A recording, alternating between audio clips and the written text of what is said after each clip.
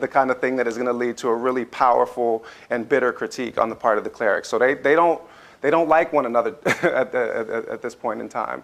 Yeah. So one of the things which appears in the scholarship a fair amount is that there is this distinctive, Islam is sympathetic and even supports slavery, right? That there's a kind of that slavery and Islam somehow go together. Yeah. And I wonder if you could comment on that, because this is a notion which is very pervasive in a lot of the scholarship. That either that there is something in the faith that licenses it, that with the spread of Islam goes the spread of slavery. And you're actually telling a story which is really different, which is about tensions between clerics and people others who are Muslim, sort of saying this is, there's a sort of a disagreement that's taking place. And so I wonder, so there's your local story, but I also get the sense that you're telling a much bigger story about how we think about Islam, how we think about slavery, and what their relationship is to each other. Yeah. So the way that I would start to answer this question is the piece that Sylviane mentioned in the introduction from the Cambridge World History of Slavery, Slavery in Islamic Africa, 1400 to 1800. So this is an attempt to do a synthetic overview of the history of slavery in all African Muslim societies, while at the same time looking at doctrinal debates within Islamic thought about enslavement. And the way that I'll just, so the short answer is that we were told a lie by late 19th and early 20th century Orientalists who suggested that slavery and Islam were coterminous. And this was part of a very motivated attempt both to denigrate African societies and Muslim societies and to monopolize claims on freedom and emancipatory thought within a Western post-Enlightenment tradition. So that Islam and African societies become coterminous with slavery and despotism, and the white people are to be given credit for everything that was ever liberatory or emancipatory in human thought. And so the way in which we approached the question of the relationship between slavery and Islam was not historical. It was polemical.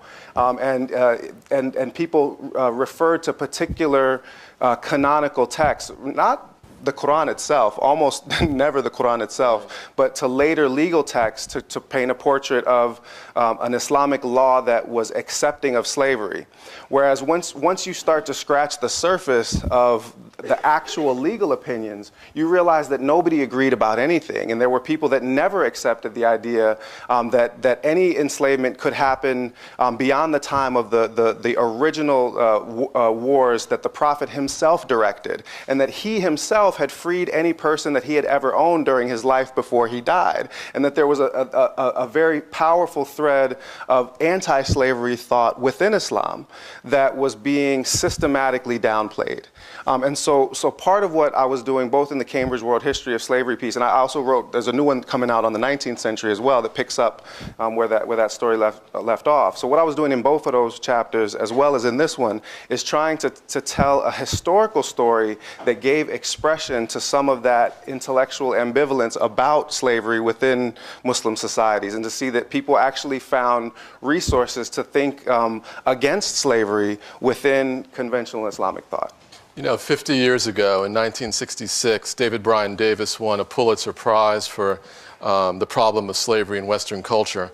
And it sounds like we need a problem of slavery in Islamic culture. Because part of what he was doing there was talking about the tensions, the debates, the doctrinal disputes, to show the way that, throughout the history of the Western tradition, right, there was all of this wrestling over slavery. And it sounds like what we need to think about is some of these doctrinal disputes, not to see Islam as a monolith, but instead as a kind of a running series of debates and conversations about not only whether slavery good or bad, but all of the different ways to think about it, to think about what it means symbolically, what it means in terms of kinship, what it means in terms of the polity, what it means in terms of gender relations. I mean, there's a lot of complexity there, right? I couldn't agree more, and it's funny that you say that because David Eltis has recommended that I write just such a book, and I don't know whether I'm going to do that or not, because I'm working on a book actually that comes out of this chapter called The First Atlantic Revolution, which is really about the story that we'll tell tonight. But I mean, I think that there's no doubt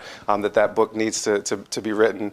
I'll throw in a quick vignette just to kind of capture, some of the tenor of the early Muslim thought. This is also cited in the chapter, but Umar ibn al-Khattab, who was one of the first four caliphs in Islam, he's the second of them. During the time of the Arab conquest, so that there are captives that are being taken, and slavery is legal in all of the areas that are subject to the early Arab conquest. So there isn't necessarily a particular debate about abolition as such, but the idea that a person who becomes Muslim could still be kept as a slave was something that was abhorrent. So oftentimes they said that he would see people amongst the captives, the enemy combatants, and he would find them praying, and if he found them praying, he would immediately set them free. And they said, "Oh, Commander of the Faithful, don't you know that they're just deceiving you to get their freedom?" And he said, "Better to be deceived by the one who deceives us in favor of God than to keep in bondage one who prays to him." Yeah, that's great. I mean, I think maybe we should talk about the First Atlantic Revolution. Give us a little bit of preview of the second book. Yeah. And it really is, so I will confess that in reading the Walking Quran, I was stunned by the first chapter and the way that you set it up. It's not a subject that I know a great deal about, but I found it very compelling, deeply humane. More than most academic scholarship. I think it's a book that can be read profitably by anyone who wants to know something about the Quran and education and knowledge and West Africa. But I admit I've sort of really concentrated on the third chapter because this is something that I thought I knew something about. But I also knew that you knew things about it that I did not know and probably could not know. And vice versa, because I'm not about to read a bunch of 18th century British history. So I went immediately to this, and when you've been reading about a subject for a little while, you start to feel like you can't really be surprised by much, or you can be surprised at a small level, but you can't have the whole subject turned upside down. This turns it upside down and shapes it. Yeah, I mean, it really is. I mean, it's about a revolution, but it's also kind of revolutionary as an interpretation. So I'm not quite sure where to start. I mean, I guess the place I'd like to start is one of the gauntlets that you throw down is to describe what is a religious movement, that is also a political movement, that is also a social movement, as also an abolitionist movement. Yes. Now, if you read the scholarship, much of the scholarship that I know very well, and scholarship that I've tried to contribute to, there were no abolitionists in Africa. That's what they say. Okay, but this is actually a story not about an abolitionist, but abolitionism, like an entire movement itself. So, explain. Yeah. How's that possible? It's not supposed to be there. And yet and still, it happened. I mean, what the question calls to mind is Michel Rolfe Trio's wonderful monograph, Silencing the Past, Power and the Production of History. Yeah. Because he also talks about a forgotten and silenced revolution. In his case, he's writing about the Haitian Revolution, and he talks about how the Haitian Revolution was unthinkable even as it happened. Yeah. Like, it was happening, but people still didn't want to believe it, because the idea that a bunch of illiterate Africans would would defeat militarily the most powerful empire of the time, and that they would establish the first also the most valuable colony in the Americas. Don't forget that part, because after that, the Napoleon's like, okay, well, that's it for the New World, and we get the Louisiana Purchase because those illiterate Congolese slaves largely would not stop fighting, even when the Creoles did. So his argument, in that book, is that the thing was unthinkable even as it happened, precisely because we couldn't imagine Africans, acting in this particular way. Now, this revolution functions to a certain extent, in similar fashion. It's a complete overturn of the social and political system in the Senegal River Valley, and really throughout Senegambia, because it acts as a magnet, drawing people from surrounding countries into it. And it happens basically in this way, and I'll just try to do a short version of this. The reason why this chapter is in this book, which is called The Walking Quran, Islamic Education, Embodied Knowledge, and History in West Africa, That the argument of the book as a whole is that traditional Quran schooling, like you find in West Africa, is designed to not just teach somebody something that they'll understand in their mind, but rather to anchor the Quran as word in living human flesh. So that the people become, as the Prophet is described in a hadith, like the Quran walking upon the earth. That's where the title comes from. So what happens after that mass enslavement in the 1670s, I started to ask myself the question, well, if these people, if the clerics, the scholars, who all have to memorize the entirety of the Quran before they can become Quran teachers, if they're seen as living copies of the book, what's going to be the response in Senegambian society to having these people captured, taken away in chains, and sold as slaves? If somebody trying to flush a paper copy of the Quran down a toilet in Abu Ghraib makes people upset in the Muslim world today, what's going to be the response in Senegambian society to have hundreds or thousands of human copies of the Quran taken away in chains? If that lunatic Terry Jones tries to burn as many copies of the Quran as he can find and the Muslims are in an uproar, what's going to be the response in Senegambian society? So I began looking systematically, and I knew of a couple of stories where the enslavement of a Quran reciter led directly to some kind of resistance. And I began to find dozens of these. In the end, I ended up with more than 75 individual incidences where the enslavement of a Quran reciter or the children of a Quran reciter or the spouse of a Quran reciter led directly to a revolt, a rebellion, or in this case, a revolution.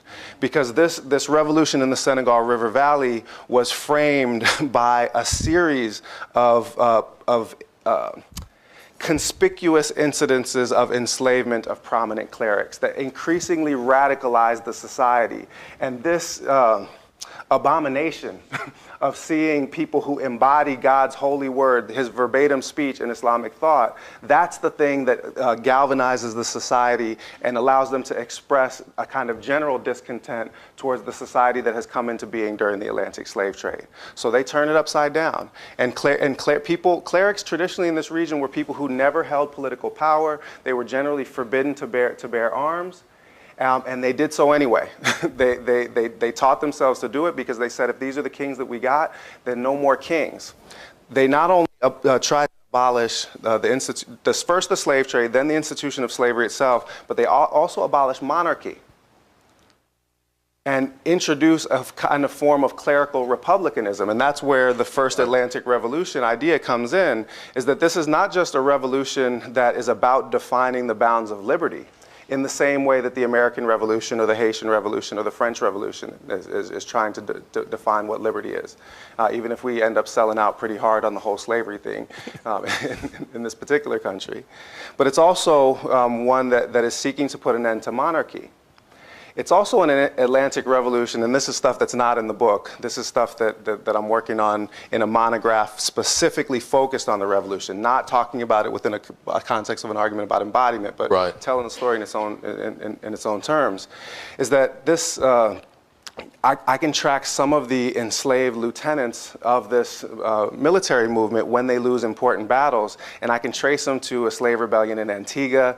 I can trace them to Savannah and to Charleston in the 1770s and then again in the 1790s. This is an Atlantic Revolution because some of its agents and lieutenants get exported as slaves, and they end up spreading word of this revolution in slave barracks in exactly the kinds of ways that Sylvia Ndiouf, elucidated in her lovely book, which my students are reading, actually in both my classes. They're reading it in my Islam and Africa class, and they're reading it in my pre-colonial African history class in the same week, which works well for me, because then it's just one thing for me to read.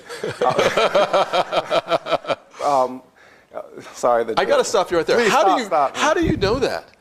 How do you know that there are lieutenants who end up in these particular, because one of the, it's a real challenge to track individuals from captivity in West Africa. Never really been done. And the fact of the matter is that, we have, a dozen, 2 dozen very well-known figures that we, in our classes talk about, that these are the people. But you've got new You got new stories to tell. I do. So, but it's also like it depends on how you understand diaspora history and how you formulate it, right? So most of the people that write, even the very best monographs on African cultural contributions to New World societies, they formulate a bunch of questions based on how a New World society works, and then they go back in a piecemeal fashion to African societies and look for antecedents or precedents to that. I'm starting and moving in the direction that the history actually happened, which is that I'm starting with a lived historical experience that I can document and detail vividly. Right. I mean, I know when battles are fought. I know what the debates are, what's being discussed, and I know who the people are. And then I'm following them as they move into the Atlantic world, which is different than having your research questions driven by diaspora dynamics and then trying to figure out where they might have come from. I'm saying that African history doesn't stop being African history just because Africans get shipped out of the continent. Yeah, that's great. That's great. Can I get an amen from the congregation? But in this specific case, I'll give you a specific example. So in the chapter, you have Mungo Park, who is providing he's in Senegambia in 1796 when the major, this is the major defeat that's suffered by the clerical party happens at this point in time. It's their leader, the Imam Abdul Qadir Khan, is taken prisoner. He's eventually released by the Damal of Kajor, pictured here, who's the most powerful of the slave trading kings in this period. So Mungo Park leaves a detailed account of all of the interactions between Abdul Qadir Khan and the Damal of Kajor. One of them is really nice. The Abdul Qadir Khan sends emissaries before they get into battle. He sends two of his Quran reciters, each carrying a long pole with a huge knife affixed to the top of the pole. And it's a great story. Isn't it a great story? Yeah. So he says they go to the Damel, who is the biggest slaver in the region. Also, these are not just slave traders, but they're also hard drinkers. Like they're known for this. They don't hide this. They drink publicly, which is kind of flouting Islamic law, in public terms. So the first man says, with this knife, the Imam Abdul Qadir will deign to shave your head, which is the symbol of conversion to Islam. It's also the thing that marks, the ritual state, entering into the ritual state that you need to go on pilgrimage. It's a rebirth. Okay, so with this knife, he'll shave your head if you will stop selling the Muslims and give up alcoholic drinks. And then the other one says, and with this knife, if you don't, he'll gladly cut your throat. So them's fighting words, So what the two parties end up clashing, and for the first time in 10 years, Abdul Qadir Khan, the leader of this revolutionary movement, he loses a major battle, and he's taken prisoner. And Mungo Park hears the story about how he's actually pardoned, and he doesn't quite believe it until he's on a ship that's supposed to take him to Charleston. This is a Scottish explorer going to Charleston. He said there's 120 slaves on the ship. He leaves an account, a detailed account. He says 120 slaves on the ship. Wow. 25 of them were literate clerics, and I conversed with them in Arabic. Wow. He said 9 of them were lieutenants of Al-Mami Abdul Qadir Khan. Al-Mami was the title in Pular. That's how you say Al-Imam, El-Imam, the leader in Pular. He was with them in the battle that they lost at Bungoy. He was with them by the tree when they lost, and they told the story of what happened there to him that day to me in Arabic, confirming what I had heard from the griots when I was there in 1796. Now, it's unbelievable. Yeah, but it gets better. It gets better. So, and this isn't in the book. Yeah. It's not in the Walking Quran. It's in the book that I'm working on now. So, the boat springs a leak. And so they have to bring the slaves up above board to have them bailing water out of the boat, and it's not going to make it to Charleston. So they have to go to Antigua instead, because it's the closest point that they can go aboard, and the ship has been totaled. So, well, in other words, it's a loss. It can't be saved. They have to liquidate the cargo, which is the people. And so they have to sell them all on the spot. And so I'm learning about this before I go to do some research at the British Public Records Office, and hopefully we'll also talk about how the British sources end up really, shedding new light on this particular story. But using David Eltis's wonderful slavevoyages.org, this Atlantic slave trade database, which if you haven't used it, use it. It's extraordinary. It's extraordinary. It shows. Please say a word or two about it. Just very quickly, a team of historians over the course of probably 30 or 40 years have collected information on what they every known slave voyage that they've been able to record. 35,000 are in this database, going from the mid-16th century down to the late 19th century. And there's all kinds of information that's not in it, but what is in it is fascinating, because you can manipulate the information in any number of ways. By the nation from the European nation that was involved, the owner of the ship, the names of the captains, the number of sailors, the individual ports at which a ship went on, where they traded, how many embarked, how many disembarked on the other end in the Americas, which is almost never the same number.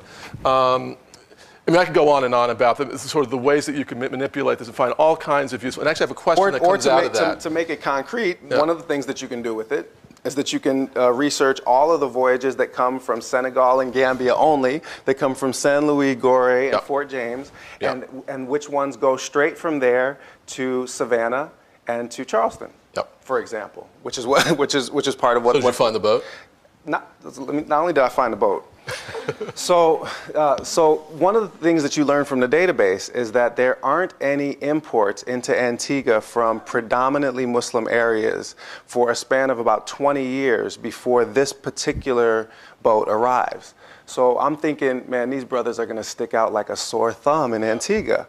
And I don't have time to, and also I don't know anything about plantation records in the New World. I am not a historian of the New World. I'm an Africanist. Nah. We're getting there. So I said, well, let me see what I can find while I'm here in London. I said, well, maybe there's newspapers. And there was a colonial newspaper that started in 1786 for Antigua. And 6 months after this boat arrives, there's a slave rebellion.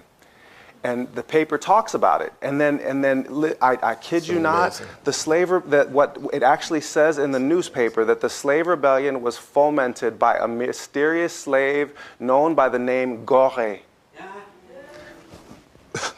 The point of embarkment associated, slaves were often called by the place in Africa from whence they were sent. Now, so do I have a smoking gun? I was about to say it's a smoking gun. It's about as close as you're going to get. And then in South Carolina and Savannah, when you know what Fulani names and what Wolof names look like, when slaves run away. And Michael Gomez in his book Exchanging Our Country Marks uses slave runaway notices to good effect, because when slaves run away, masters they don't insist on having a slave called Toby in a runaway ad, because they're trying to get the slave back. So they say he prefers to be called Kunta. Right? So this is a hypothetical example, but it's literally true that they'll often print African names alongside the European names. And if you know something about naming conventions in a place, it's not that hard to track people down. One of the people that we found, my wife and I were doing research, her for a novel and myself for a book, was a woman called Kumba. She ends up taking the name Kumba Eric, and she is the first free black on the Georgia census in 1786. She's almost certainly Senegambian. She's certainly Senegambian, likely Wolof or Fula, but she's the first free black. She has a son that's listed also on that census.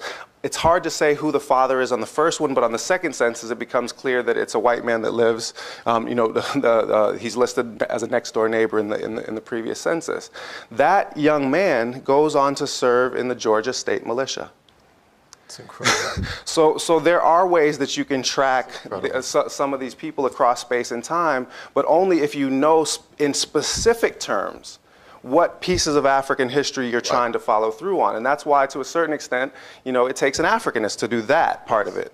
Yes, and it should be said, there are very few historians of West Africa who've made this move into following the diaspora into the Americas. I mean, really, it's an interesting thing professionally that many Africanists. I mean, it's not that surprising. That's what you're trained to do. It's what you're interested in. But, no, but there's something more. There are missed opportunities, and there's something else going on. There's something more insidious behind it, which is that there has been for a long time an informal effort to well, it wasn't even informal, right? Yeah. Philip Curtin, in his 1994 presidential address to the African Studies Association, he titles his talk "The Ghettoization of African History."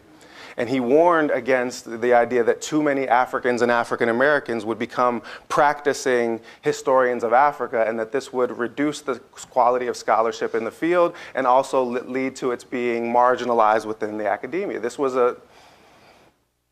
so that's part of what's behind an inattention oftentimes to telling diaspora stories as part of African history amongst some Africanists, certainly not amongst all, but amongst some. And it has been changing in our professional lifetime too. I mean, I feel like there are more and more people who have been trained in different parts of West Africa who are doing this kind of work. Or who've trained themselves in West African history. James Sweet at the University of Wisconsin trained as a Latin Americanist, but trained himself as an Africanist and wrote 2 extraordinary books, Recreating Africa, one, and then The Story of Domingos Alvarez, another, which is the story of a specific enslaved person from Dahomey, and he follows his whole life story through several different New World places. So it can be done, and I'm trying to do it.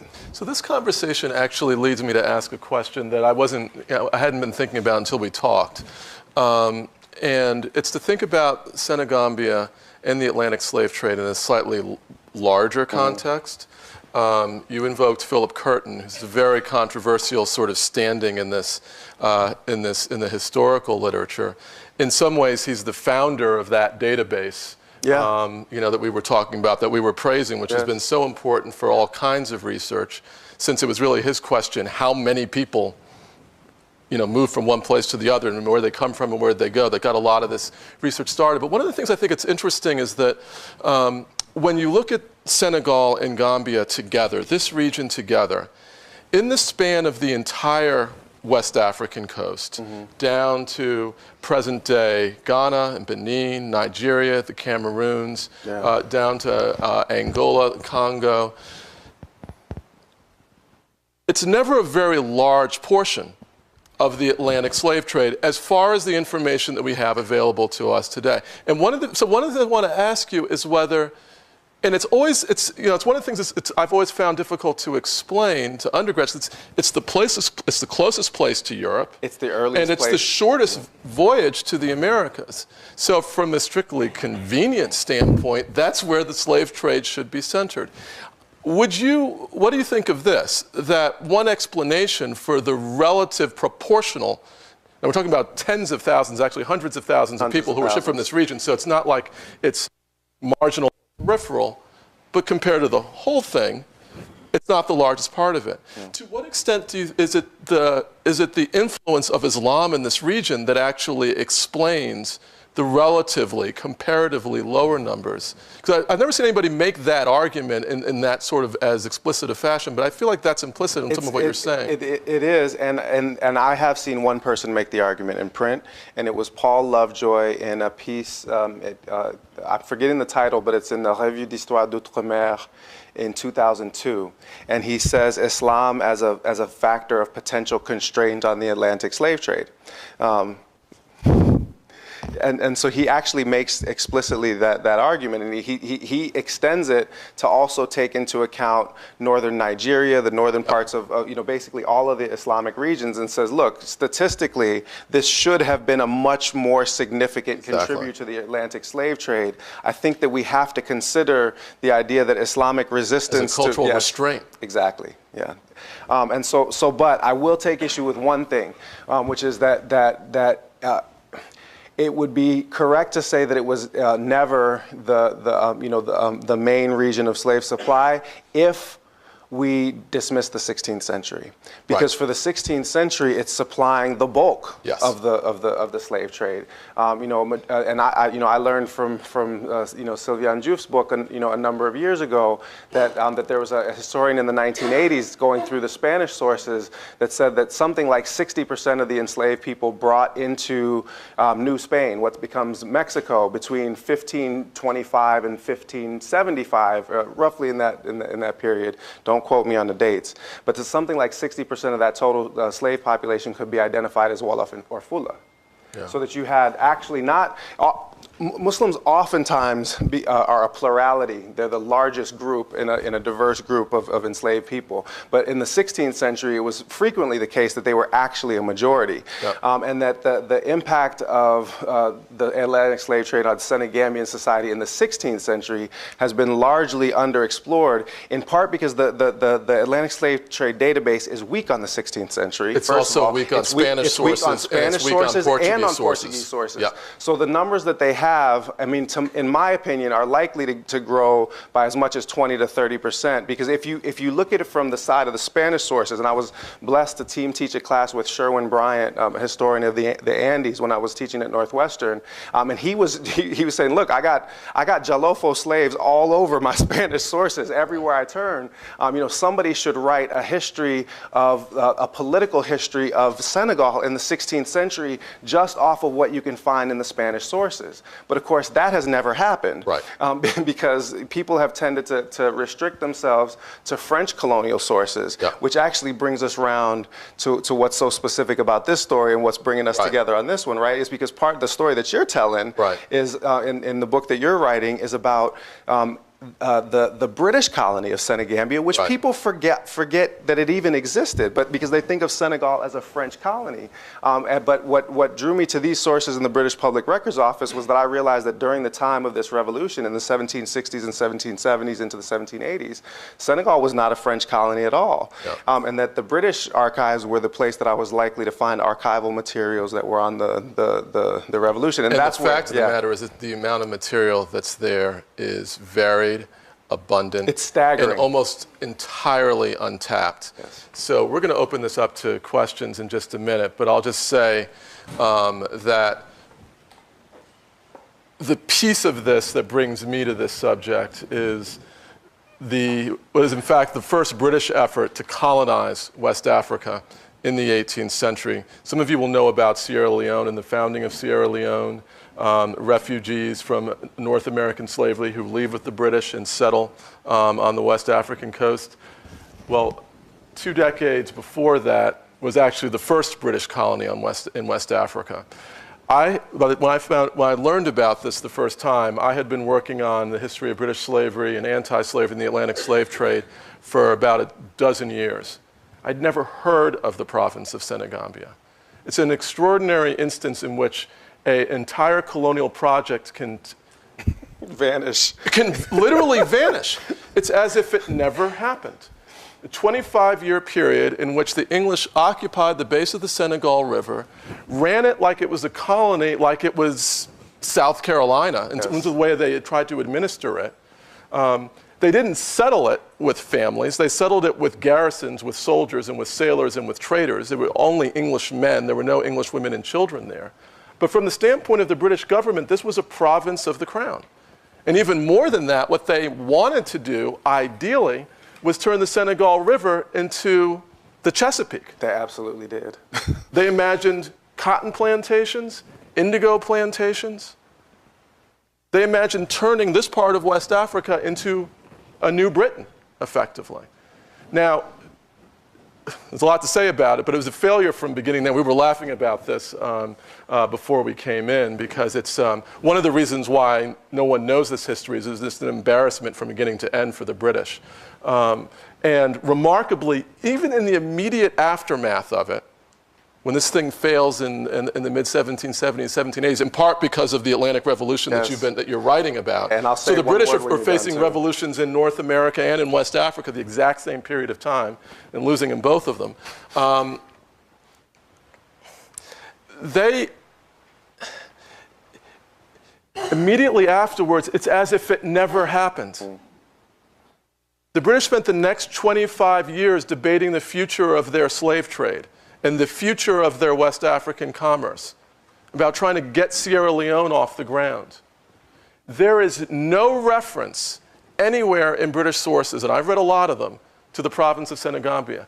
So it literally disappears. It's not only that we don't remember it today in the 21st century, several years afterwards, this attempt to build a colony, build a province, there is, largely forgotten. So it's another one of these sort of, it's kind of unthinkable in a different sense. The British are supposed to be competent, powerful, exert military authority, and they all die in droves and leave in embarrassment. Well, and they're at each other's throats. I mean, they're literally killing one another. There's one mutiny after another in this colony. But it's good that we brought it back to the British sources in the end, because the one place where there is a trace left, and this is one of the most, I think it was one of the most significant sources that led to this particular chapter, is the Reverend Thomas Clarkson, who is essentially the founder of the modern British abolitionist movement, and he's also the unacknowledged founder of La Société des Amis des Noirs, the first modern French abolitionist movement as well. He's the founder of both of these, in point of fact. He writes extensively. The first book that he publishes, he spends about 15 to 20% of the total page count in the book talking about this revolution. And he knows Al-Mami Abdul Qadir Khan's name. And he gives him the last word in his text. And he says, this wise and virtuous Al-Mami is a model for the sovereigns of Europe, because he's done what they don't have the courage to do. And he's made more of a contribution to the causes of liberty, justice, humanity, and religion than they have. And this is coming from a British Protestant abolitionist praising an African Muslim ruler for doing what the rulers of Europe have not yet had the courage to do. And that's the other sort of Atlantic dimension of the story that I'm trying to tell in its fullness, is that this story that abolitionism emerges fully formed like Athena from the waves, carrying some version of Greek Enlightenment with it, is bogus, because when Thomas Clarkson is trying to push the British to abolish the slave trade, he's lauding an African Muslim ruler who has already abolished it. So the chronologies and the cause and effect stories that we have about how abolitionism comes from enlightened white people and is then spread to other less white people doesn't hold up even in the life of the founder of the modern abolitionist movement itself, because he's singing the praises of Abdul Qadir Khan. And he knows details of the revolution because he's interviewing all of those slave ship captains that have been operating the British trade, and he interviews all the slave ship captains that have been operating the French trade. So he gets detailed reconnaissance. He's giving you dates and places and names, and he's telling you that first he he created an embargo. He wouldn't let the slave traders cross his territory. Then he gave, and this is how he effected his abolition, he would give freedom to any person who would recite a single verse of the Quran. Not a chapter of the Quran, a single verse of the Quran. For Abdul Qadir Khan, not even the tiniest fraction of God's verbatim speech should ever be held as a slave. And it was said that, when sometimes I hear from the students, yeah, but Professor Ware, he's saying you still have to become Muslim in order to get free. And that is true, but everyone in the area is Muslim to begin with, even the enslaved people. And he also doesn't, in the oral tradition, what he's credited with saying, he said the Muslim that should be protected from enslavement is the one that says, La ilaha illallah, there's no God but God, even if he pronounces it, Ra iraha irra. In other words, fake your way through it, and I'll put you under my protection. The idea is that he's going to try to use Muslim identity, which provides legal protections to Muslims against enslavement. He's going to try to use it to protect any African that he can from enslavement. All of this is in the third chapter. Yes. Titled "The Book in Chains." It's a truly brilliant turn. I think we should probably, obviously, we could talk for a while. Several days. Several days, exactly. So, but I think we should open it up a little bit and give people a few minutes to ask some questions. So, in front. This is so interesting and very fascinating. I don't know a ton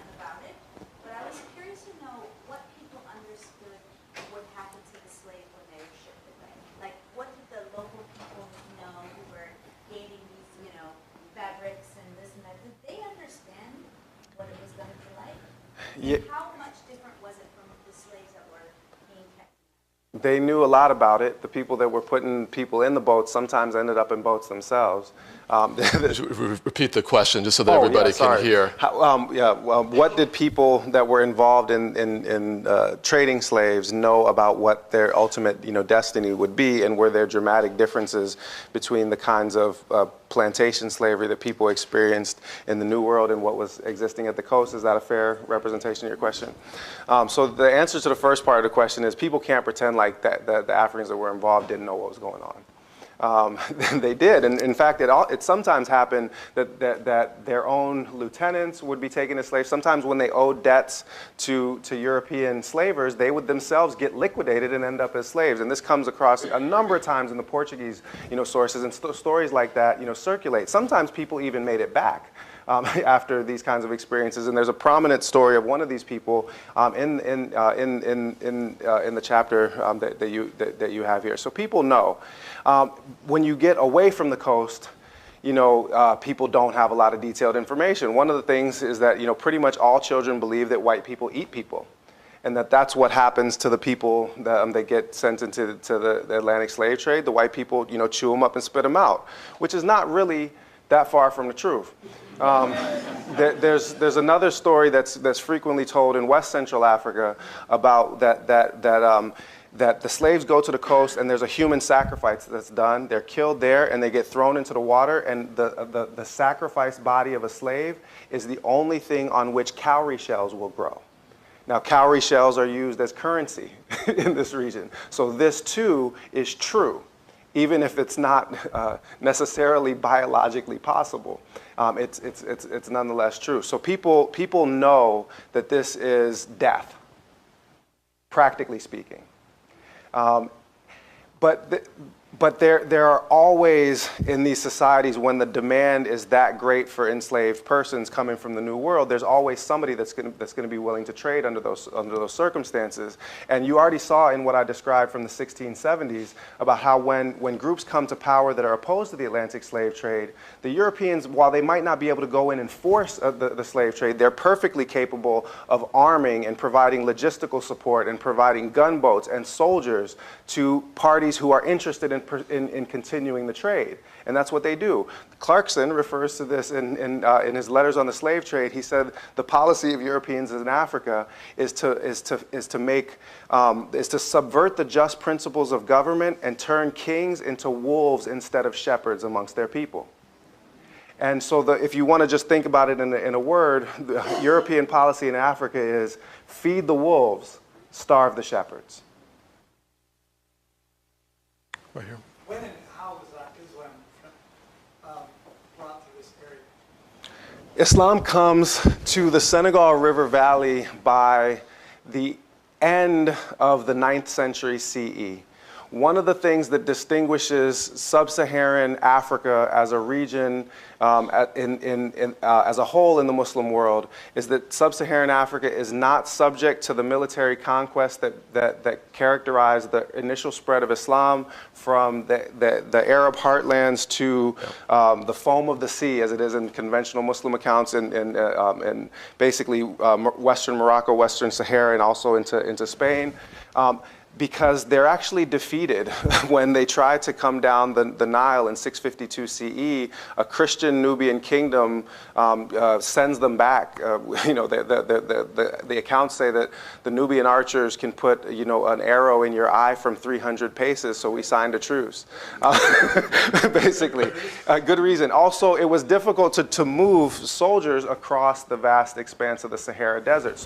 And there were large, powerful empires on the other side. Already in the 600s, the Ghana Empire was just to the south of the desert, and an 11th century source said that the Emperor of Ghana can put 200,000 soldiers in the field, 40,000 of them archers. So you were not about to conquer the empire of Ghana under any circumstances. So what happens instead is that it's first merchant connections that bring Islam to West Africa. But ultimately, it's the formation of an indigenous clerical class that causes Islam to spread within sub-Saharan African society. And that's what I talk about in the second chapter of the book. And you can actually trace back to two towns in the Empire of Ghana, a town called Jaga and a town called Kabara, where the ancestors of some of the oldest clerical lineages, teaching lineages in West Africa, first began to specialize in the teaching of the Quran.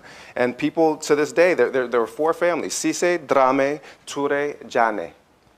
These are the first four groups of people to start to specialize in teaching the Quran, and it's through the jihad of those wooden slate boards that they learn the Quran on. It's the jihad of the wooden board, not the jihad of the sword, that spreads Islam through West Africa.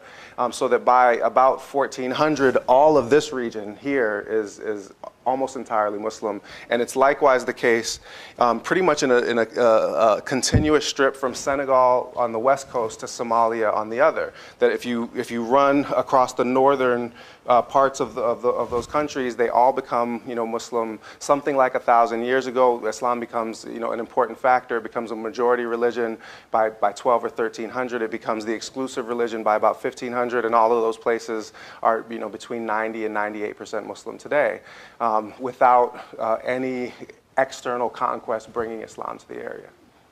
Great. In the back. Yes, I had a question about Senegambia, the role to African Americans. You hear a lot about the connection in that region. I was just wondering if you could kind of explain the history, context of the contribution to the country. Yeah, I mean, it's significant.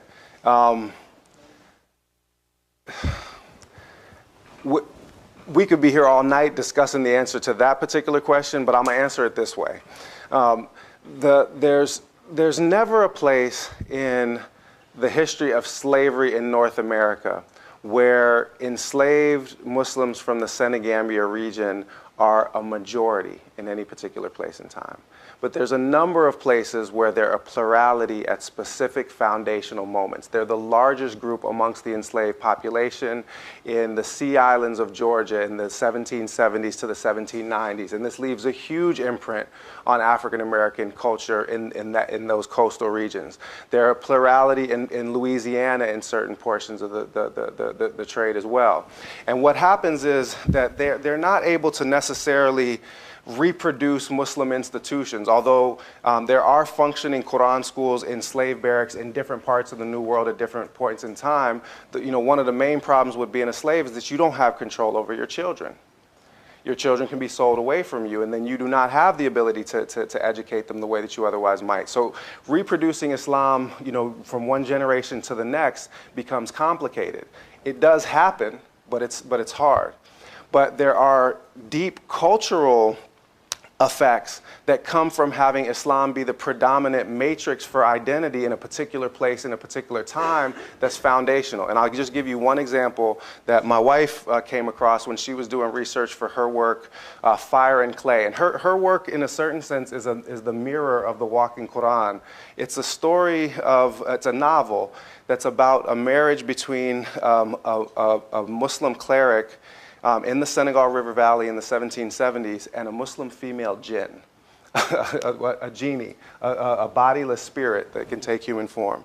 So, and the jinn figure prominently in the story that I'm about to tell. So I was teaching a class, African popular culture, and we were talking about quote-unquote African superstitions. And one of the African American students in the class said to me, well, if you ever swept over my grandmother's foot with a broom, she would fly into a rage. How many people know this one? Okay, so I asked him what I'm about to ask you. What do you do if somebody sweeps over your foot with a broom? You spit on the broom. And what's the other thing you can do if you don't spit on the broom? Throw salt over your left shoulder. You just did over the right shoulder, but my grandfather always threw it over his left shoulder. And if you ever got anywhere near his foot with a broom, he would jump back. And to this day, I jump back if you get anywhere near my feet with a broom. Get away. What's wrong with you? So we're mentioning this in class, and there's a Pakistani girl sitting in the corner of the class who hasn't been paying any attention to anything anybody said until we get to this point, and she said, wait a minute, what are you supposed to do if somebody sweeps over your foot with a broom? And we say, spit on it. She said, that's exactly what we do in Pakistan. And so I come home and I tell my wife this story, and she says, oh, I understand this. She said, I was doing research for my book about the jinn.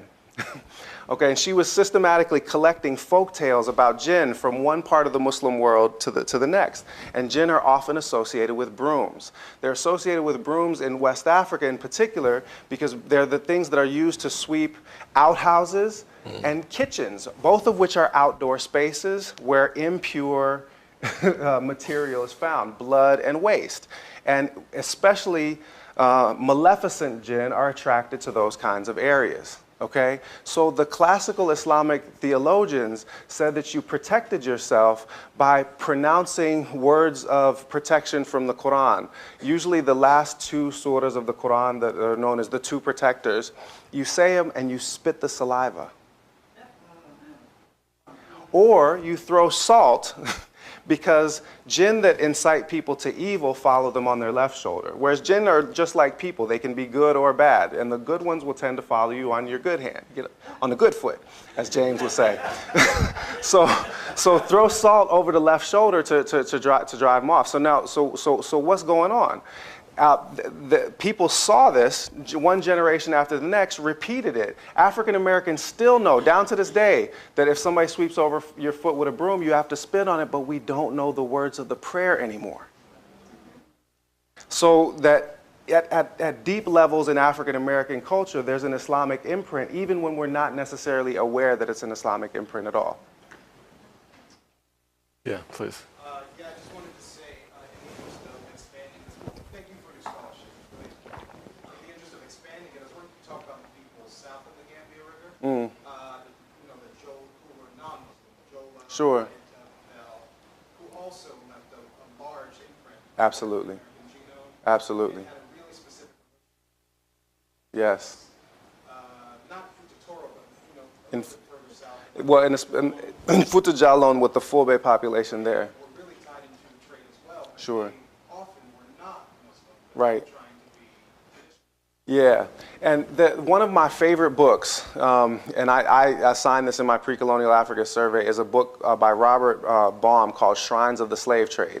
And it's about Jola religion. And in a lot of ways it's about Jola religion, especially during the period of the slave trade. And it tells a story that's in a lot of ways similar to parts of the story that I tell in this book. It talks about how initially in Jola shrines, there are no shrines that are associated with slavery. Slavery probably doesn't even exist as a social institution. But as all of a sudden, you know, this form of wealth becomes common with the rise of the slave trade, suddenly shrines start popping up that are of slave fetters. And there's particular sacrifices that you have to do to expiate the sin of kidnapping someone from within your own community and selling them. So that ultimately the religion gets corrupted by this influence from the Atlantic slave trade. Now the difference is, and I think that this is significant, is that corruption is clearly taking place with the hereditary kings.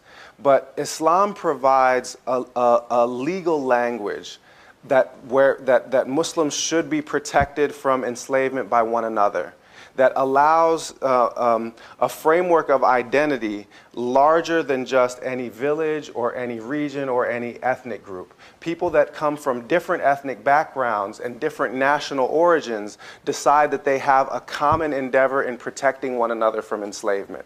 And that's extraordinarily rare anywhere else in Atlantic Africa, because every ethnic or political division has cash value. When there are Europeans that are willing to trade you valuable goods for the enslaved bodies of political rivals.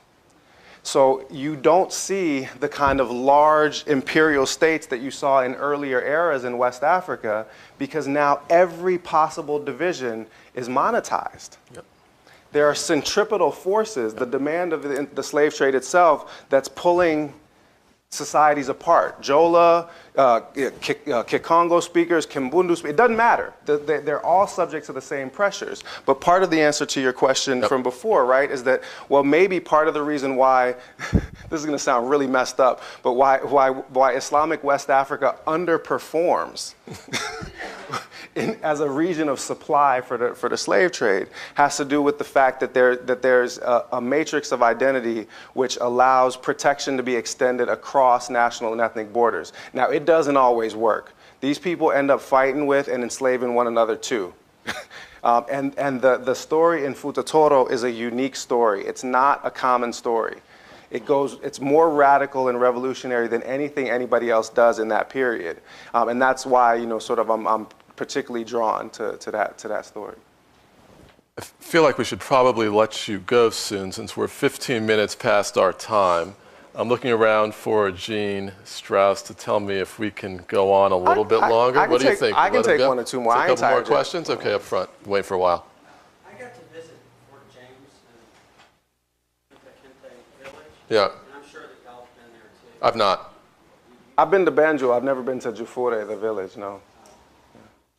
Okay. If it's a question that's specifically about the village, I can't answer it. Probably talk to the same when you go.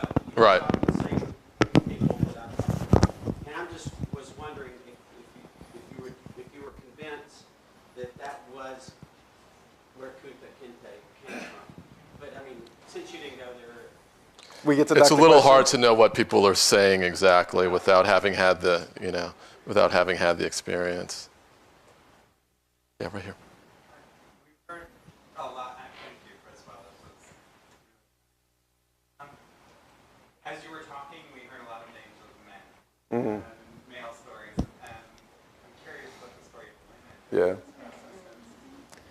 It's a great question. So, the teacher of Islamic law for Abdul Qadir Khan, the founder of not the founder, he's the leader of this movement. The founder is a man who's actually killed in battle in 1776, but the leader that shepherds this movement from the 1770s into the 1800s. The teacher in Islamic law for Abdul Qadir Khan was a woman, and her name was Khadija bint Muhammad al-Aqil. She was Mauritanian, but all of both the Senegalese and Mauritanian scholars of her period all studied with her because she was reputed to be the most accomplished scholar, not only in all of the ordinary sciences, but also in all of the esoteric sciences of religion. Her own brothers, who had received authorizations to teach texts from their father, renewed their teaching licenses for those same texts with her, because you were thought of as deficient if you hadn't learned from her. And it was, if you read the second chapter of the book and also the fourth chapter of the book, you'll find a great deal of attention to the role of women in traditional Quran schooling and also in circuits of Islamic scholarship through West Africa. The short version of the story is that in the pre-colonial period, probably something like a third of the ordinary contingent within a Quran school are going to be girls. And that which is obviously much, much higher a percentage than anywhere in Europe in a similar period. It sounds bad now, right, to say only 33%, but that's going to be 4 or 5 times higher than a similar percentage for most places in Europe at this particular point in time. And women, girls rather, they're thought of as having a deficient education in the following way. The ordinary way of giving somebody a rigorous Quranic education is you take them away to the home of a cleric and you leave them there until they memorize Quran. And you say, when you turn them over to the teacher, give me back a Quran or a corpse. Wow. That's also the walking Quran, right? I want that boy back as a book, or you can keep him. But this is not done with girls because girls don't spend the night outside of the home in West Africa. It's conservative in that way. So girls attend Quran schools as day students, and therefore they don't study for the same number of hours as boys, and because of that, their schooling was thought of as deficient. However, within clerical families, when you have the requisite teachers, not just for Quran, but for all of the religious sciences of Islam already within the family, then it was not only not uncommon, but it was actually ordinary to find extremely accomplished female scholars. They just always came from families that already had an established reputation for Islamic learning. It was unusual for girls from a non-clerical family to become religious scholars, whereas boys from non-clerical families sometimes would become religious scholars. That almost never happens in the case of girls. But within those clerical families, some of them become some of the most important intellectuals in West African history. Asma'u, the daughter of Usman Dan Fodio in northern Nigeria, several of Ahmadu Bamba, the founder of the Muridiyas, several of his daughters become important authors, not only in Arabic, but also writing the Wolof language with the Arabic script, which was also very common. And actually, practical literacy in Quran schools was usually taught to girls before it was taught to boys. Precisely because people thought that there were useful domestic applications of writing your mother tongue in the Arabic script. So what was often done is people would take the wooden tablets that they used to learn Quran, flip them over, and give voweling lessons so that you could write any language that you wanted to using Arabic letters. So girls are an important part of the story, even if they're not a big part of the political story. There is a nice monograph by my colleague at University of Michigan, Rebecca Scott. She wrote a book called Freedom Papers. And it's a multi-generational history that starts with an enslaved woman from Futa Toro who turns up in Saint-Domingue. There's just one cryptic entry about her, Rosalie de Nation Poulard, Rosalie of the Poulard Nation. And she ends up being the progenitor of a number of, so she actually, Rebecca Scott follows this right down to the present day with descendants that are now white people living in Europe who played a particular role in anti-Nazi struggles and a bunch of other stories, and also black people living in Haiti. They were also involved in the political story, but unfortunately more often as enslaved people and pawns rather than prominent political actors. All right, let's take one last question right here, please. Do you find that there's a correlation between the failure of the public school system in certain areas and the lack of this information sort of information by students? Man. What was the question? Oh, yeah, sorry. The question was, do I find that there is a correlation between a lack of information about this?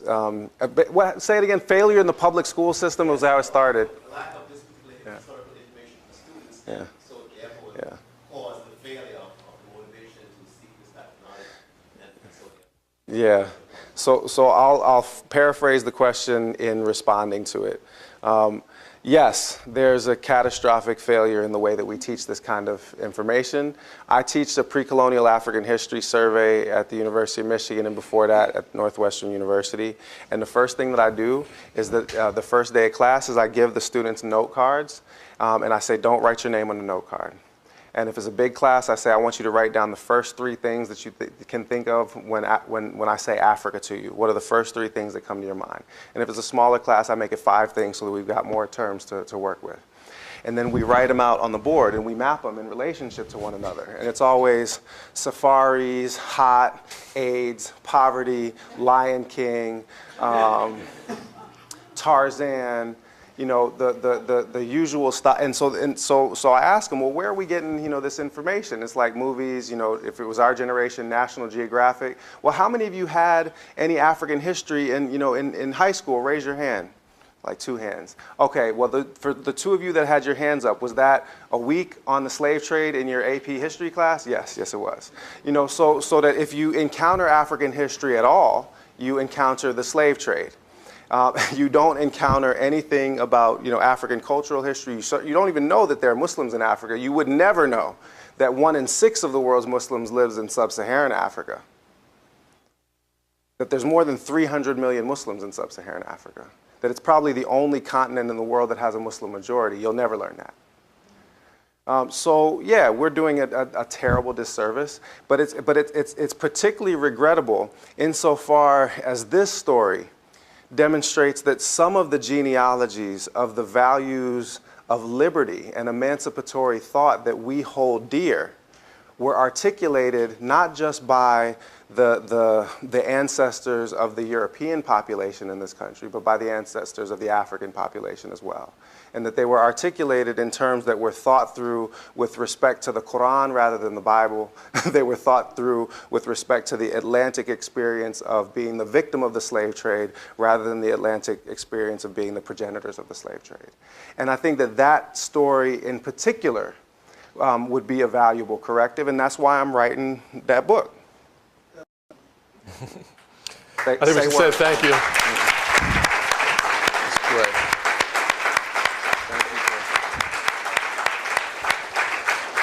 Thanks again for coming, everyone, tonight. And we'll be out in the hallway signing books. Come up and say hello. We'll be happy to chat. Thank you. That was so much fun, man. That was great. Thank you. It's just terrific. Hi. If you go up the river, there's an island.